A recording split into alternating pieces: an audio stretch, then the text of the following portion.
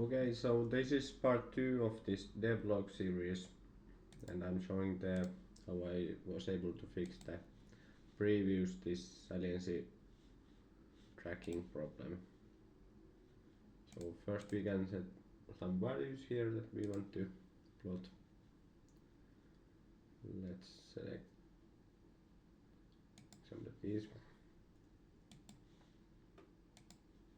We can enable the driver and start the motor. So now if we apply some current here, and then I will stop the motor, and we can see that it's able to track it in sensorless mode with this HFI signal. And previous to there was problem that if we apply very high current like 30 amps or 24, it will start losing position, but I can show the fix now. So now I'm applying actually 30 amps, and even if I make very fast rotation, it's still able to track this motor at very low speed or even stand still. I will select those, and I can show a little bit these alpha and beta frames again. So these are the filtered HFI signals. So basically from these signals the firmware will know the exact position of the rotor. I can start logging again, and I can show if I rotate the motor slowly, and if I stay it here, it will change this phase of these alpha and beta signals. So there we can see, but now I can show the difference that was. So this was the previous version, so I will also those here. So basically my previous version, it was using this bandpass filter of this GU25 value, and it was needed because otherwise it was losing some data. But now for new version I was able to change that to this GU10 value, so basically the bandpass envelope is now much faster than previously.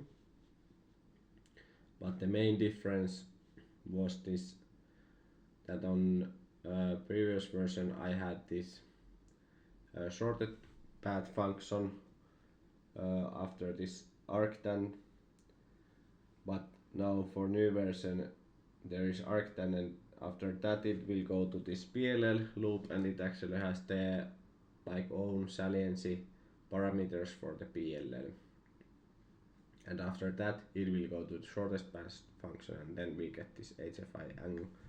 So I was swapping place of these, and then instead of using common values for PLL, I have now like PLL saliency, and then I have other values of this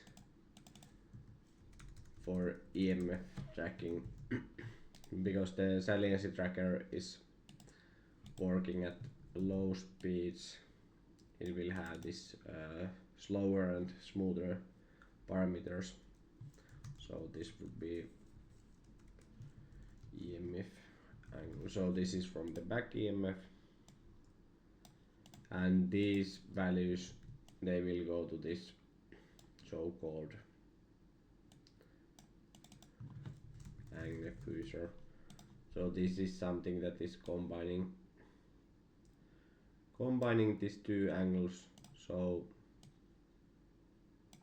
this HFI angle, it's basically used when the RPM is less than 100, and this will be used after the 100 RPM, and then there is this kind of like fusing, how it will fuse. But on this demo I was only using this HFI angle because the speed was so slow. And then I can a little bit show the actual code for this rotating HFI. I will move them here. But the main difference that was done there, what I think helped the most was so for the saliency tracking, every like electrical revolution we will get 2 cycles of this saliency tracking. It's like spinning 2 times faster than the electrical revolution. So this value will now go to this PLL loop, and after that we will loop this shortest path function, and we can then use the value. So it was this part. But yeah, thanks for watching.